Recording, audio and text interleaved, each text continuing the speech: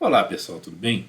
Hoje eu queria falar de uma questão que eu tenho visto muito nos meus estudos sobre o papel dos governos na história do mundo, né, no sistema mundial, e que de repente me ocorreu e eu acho muito importante em todo debate político, especialmente no nosso, já que nós convenhamos, está uma confusão que é um negócio. Né? A gente fala muito, a ideia de quando a gente pensa política, a gente pensa na questão do Estado, né, que é o centro maior de poder na sociedade. Claro, não é o único centro, e eu mesmo já fiz um vídeo sobre isso. Devo estar publicando aí junto com esses aqui, se não, vai vir um pouquinho depois, mas já está feito, falando justamente dessa questão do poder que o Estado tem e tudo mais. Mas hoje eu quero falar de outro assunto, quero falar das funções que o Estado tem na sociedade.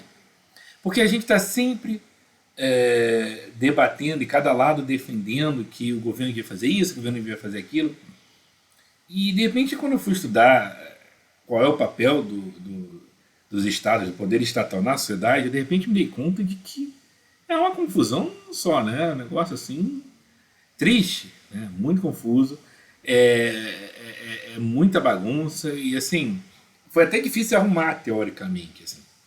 E aí eu comecei a pensar sobre isso e falei, gente, não é à toa que tem tanta discussão, tanto debate político, as pessoas quase se matando, né?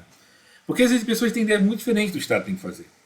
Aqui no Brasil, que a gente já tem uma sociedade muito dependente do poder estatal, a gente espera que quase tudo seja feito pelo Estado, apenas por algumas pessoas. Assim, quase tudo, né, que quiser, quase tudo que você possa pensar que o Estado possa fazer, tem alguém aqui no Brasil que acha que o Estado deveria fazer de fato, sem nem questionar se deveria ou não deveria. Né? Eu não advogo em favor do Estado mínimo, mas eu acho que a gente tem que pensar no Estado com escopo. E de fato, o Estado, para ter algum escopo, para não ficar aquela coisa perdida, ele tem que seguir as funções adequadas a ele. E quais são as funções adequadas a ele? Pois é, essa é a pergunta. Quais são as funções adequadas ao Estado? Cada um acha uma coisa totalmente diferente. Se a gente não começar a discutir essa questão, assim, explicitamente, arrumando, inclusive, todas as opiniões, ideias diferentes uma da outra, a gente vai ficar uma bagunça sempre. Porque é muito casuísta, assim, cada um, de repente tem um grupo tal, um deputado tal, que faz um projeto de lei querendo que o Estado resolva tal questão, faça tal coisa, e aí outro faz tal coisa, e no final, como a gente não se arruma e organiza assim, olha, o que é que ele deve, o que ele não deve fazer, fica uma bagunça, né? E para tentar traçar um histórico para a gente entender, assim, não vai ser completo, óbvio, isso é imenso, esse assunto, mas eu gosto mais da abordagem histórica, porque eu gosto muito de história, não tem informação oficial acadêmica em história, mas sempre gostei muito, estudei já muitos autores conhecidos de história e tal. Mais do que então eu tenho essa formação mais do que em outras carreiras, como sei lá, direito, por exemplo, que você, ou mesmo sociologia, que você vê como é que é o papel do Estado hoje em dia. Né? Eu gosto de traçar o histórico porque é como eu entendo mais. E aí eu fiz isso para tentar justamente organizar as ideias, como eu falei, assim que eu tentei olhar para o Estado e tentar organizar tudo, eu me perdia. Me perdia mesmo. Assim, nossa, você tem que fazer a lista. Que dirá organizar tudo. Assim. E assim, uma das coisas que salta aos olhos né, na função dos governantes em geral, ao longo da história, antigamente, o governante ele era realmente um senhor, alguém que mandava, era um monarca, um senhor feudal, um membro de alguma corte, de algum império, né? Você tem lá os imperadores, na Rússia os czares, você tem né, todo aquele, em geral ligado, que começa com sociedades muito ligadas à questão da defesa do povo, eram em geral chefes das guardas e do poder militar, e aí ele começa com defesa do povo, e aí começa com um regrador, né, um ruler, né, um regrador, a tradução é meio ruim, né, quem faz as regras, e a partir daí a gente começa a ver cada um deles se organizando para fazer isso. Mas, na medida que ele detinha essa obrigação, ele sim, ele começa a colocar essa obrigação, a pensar na defesa, depois no bem-estar, na segurança do seu povo, como hoje em dia, sei lá, os pais têm com os filhos, né? Mas com a segurança, o cuidado e tudo mais. E ele também se dá alguns privilégios, começa a fazer as regras das decisões, e ele criava as leis, ele criava as regras, ele gerenciava tudo e ele julgava cada caso quando era relevante, né? Então ele era o poder executivo, legislativo e judiciário, né? Essa divisão em três poderes que veio do iluminismo depois.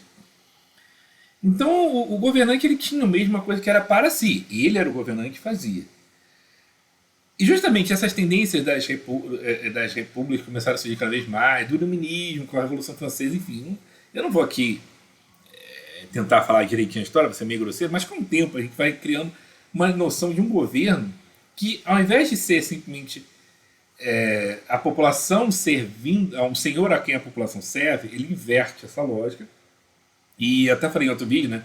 E o Estado começa a voltar para as pessoas, e não as pessoas servindo ao Estado, mas o Estado servindo às pessoas. Hoje em dia a gente tem uma ideia de que um governante ele não tem que governar para si. Né? O interesse dele não interessa, vamos botar assim. Ele é um representante de outros grupos de interesse.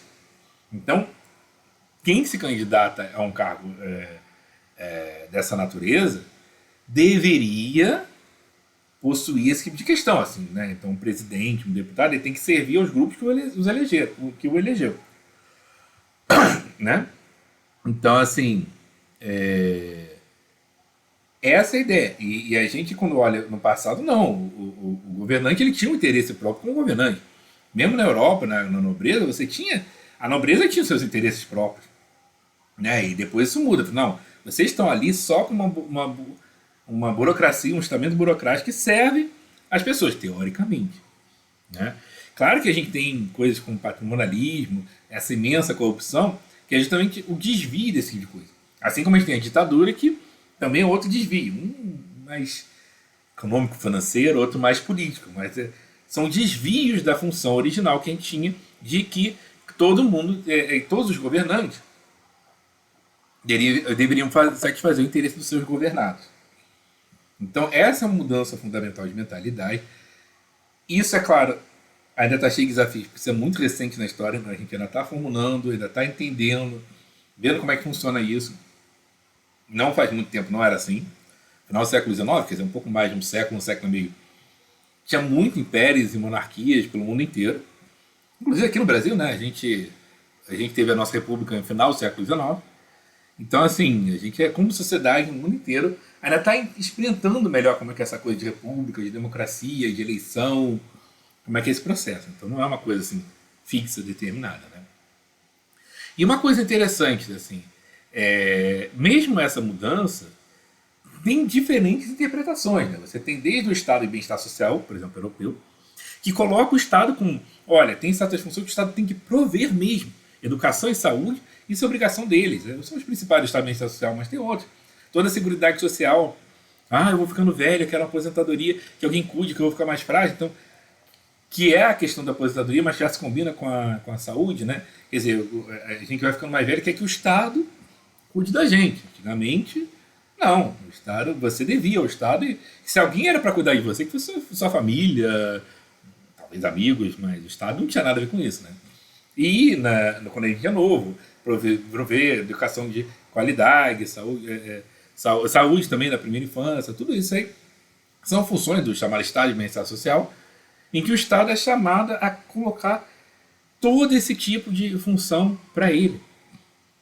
Né? E a gente se acostumou muito com essa ideia. Assim. O Brasil não tem Estado de Bem-Estar Social, mas a gente tem um certo simulacro de Estado de Bem-Estar Social, a gente finge que tem. Né? Nossa saúde e educação pública são uma porcaria. Vamos falar com esse adjetivo, que não pode falar palavrão nas redes sociais, mas é aquele com M mesmo que vocês pensaram. Né? É uma porcaria muito grande. Muito ruim. Não funciona e todo brasileiro que já tem usado sabe disso, e até aqueles que quase não usaram, como é o meu caso, graças a Deus, consegui passar, tem bastante saúde e um certo nível, pelo menos para ter pulado essa etapa, mas tudo que a gente ouve é um descalabro.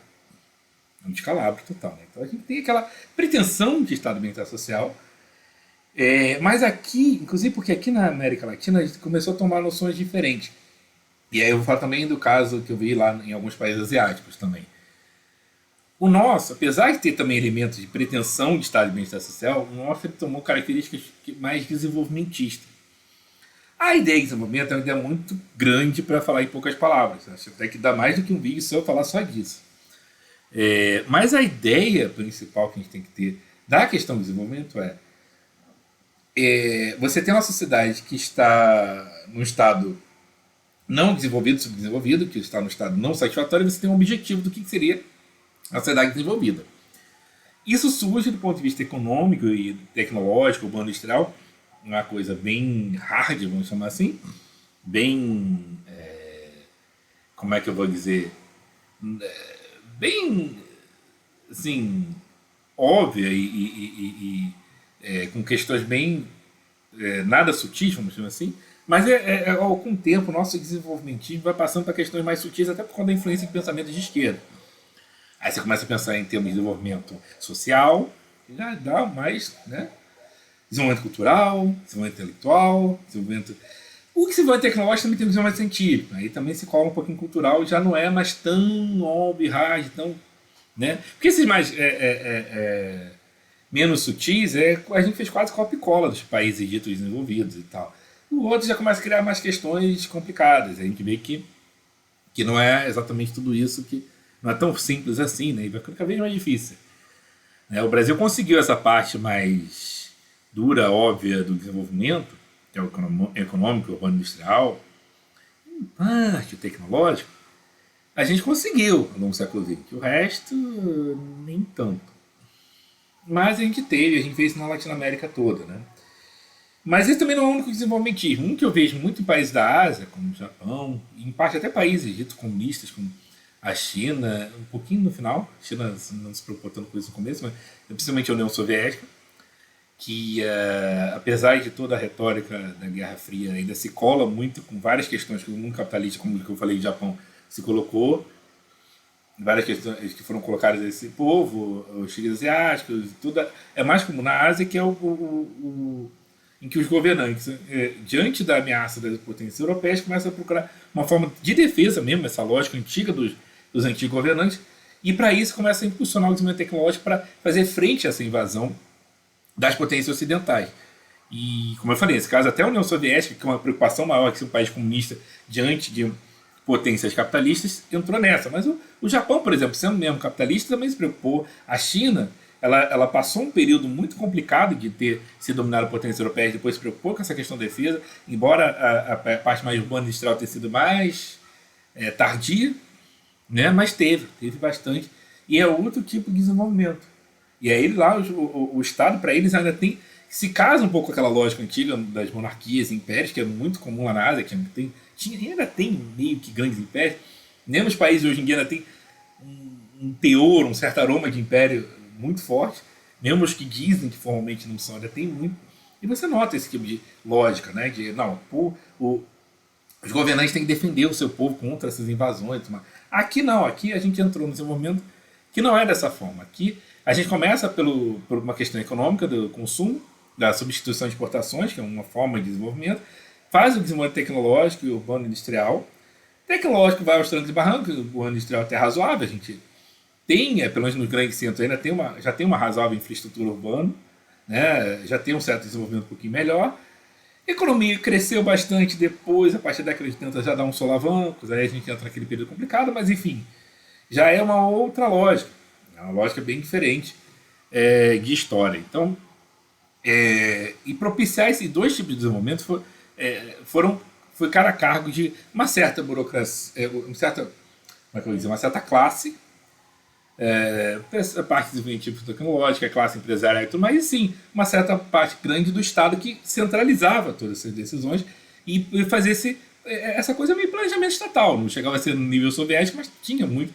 E tanto que mais tarde, no final do século XX, muitos liberais ou neoliberais, como preferir chamar, criticaram muito isso e ainda criticam até hoje.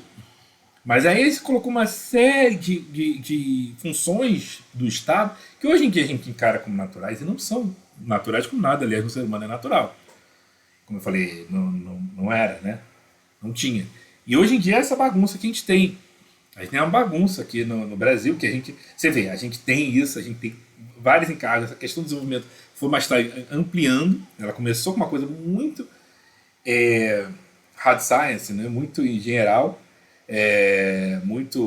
Aquela coisa que foi sim, na verdade, uma certa tentativa de uma cópia tardia da Revolução Industrial, e aí começa a incorporar elementos mais sutis, como questão social, da desigualdade social, desigualdade econômica, Alguns colocam até desenvolvimento cultural, intelectual, então fica mais, sei lá, como se preferir os marxistas, eu vou chamar mais de superestrutura, né? Menos, condições menos materiais e mais internas, talvez, poderia chamar dessa forma. Acho que vocês me entenderam, né? E aí, e mesmo assim a gente ainda incorporou algumas coisas da Europa que a gente vê que acha bonitinho lá do Estado de Bem-Estar Social, mesmo não tem na menor condição de ter feito isso, você vê que tá uma porcaria, né? E aí ficou essa bagunça. Então a gente tem que começar a colocar, primeiro, eu acho, no Brasil, essa discussão assim, vem cá, para que serve o Estado? Ainda mais depois do avanço muito grande nas últimas décadas, desde lá pela década de 90, né? Principalmente, mas depois em diante do liberalismo e do neoliberalismo, enfim, como quiser chamar, essa corrente mais liberal que a gente vê, que se identifica supostamente com a direita, você começa a ter esse tipo de questionamento. Mas eles querem colocar um Estado mínimo. Mas o mínimo, o que é mínimo? Eu costumo dizer assim, não sou a favor do Estado mínimo, porque isso não faz nem sentido. Eu sou a favor do Estado com escopo. A gente tem que realmente pensar. Mas aí, isso depende do certo estratégia de nação, que passa por a gente começar pelo construir um mínimo de consenso de para que a gente quer um Estado, para que ele serve exatamente. Para quais funções? Não que eu não acho que ele tenha funções, eu não sou liberal, muito menos anarcocapitalista ou nada disso, mas é você entender que, bom, tem que ter alguma função, a gente tem que determinar quais, porque existem diversas respostas, e isso o brasileiro não tem. Ele vai meio no feeling aí de qual é, aquela coisa meio na impressão do que ele ouviu falar, que não entendeu muito bem, mas que cada um então vai na sua. Aí no final, como não é confuso para um, também é confuso para outro, mas não é nem confuso igual. Cada um vai ter uma ideia, um conjunto de ideias confusas, de entulho sobre isso, e no final ninguém entende nada do que está falando, ninguém sabe o que quer, como é que é, e aí fica essa bagunça. Então, assim, é importantíssimo a gente analisar esse tipo de coisa. Analisar essas questões históricas. As respostas foram dadas a essa pergunta, e se perguntar hoje, e a partir daí, dessa compreensão histórica, do processo da sociedade, se completar, hoje em dia, para que serve, ou melhor dizendo, vou botar para o futuro, mesmo que seja um futuro próximo, para que vai servir o nosso Estado daqui para frente? Para que a gente quer o nosso Estado daqui para frente? Para quais funções? Para satisfazer que necessidades e objetivos? Para quê? Entendeu? Para quê? Não para que questionador de quem está querendo se livrar, mas para que de verdade, qualitativo. Quais são as funções que a gente vai dar para esse negócio? E se a gente não tiver a resposta à pergunta, a gente vai ficar sempre nessa bagunça de um brigando com o outro, de repente um casuisticamente, oportunisticamente cria uma coisinha aqui pro Estado, outro também, e aí vira essa bagunça. O nosso Estado hoje em dia é um cabide de... Não é nem cabide de emprego, como os liberais vão falar, cabide de entulho. De entulho de funções, uma bagunça, enfim, né? Então a gente tem que começar a arrumar casa, né, gente? Começar a arrumar casa e pensar, bom, para que serve o nosso Estado? Para que a gente quer que sirva o nosso Estado? E cada um dá sua resposta, a gente conversar primeiro, debater, e para chegar ao mínimo de consenso que seja, nem que se tiver ainda divergência, 3 ou 4 correntes principais, até para balizar nossos partidos, para daqui para frente a gente ter pelo menos alguma linha que a gente possa escolher para seguir. Né? E a partir daí construir de fato um país minimamente organizado. Porque, convenhamos, bagunça é uma palavra que todo brasileiro sabe que isso é muito apropriado para caracterizar a nossa sociedade. Então, eu preferi que não fosse. Tá bom? Então, vamos pensar sobre isso, debater, compreender esse processo e é isso, gente. Até a próxima.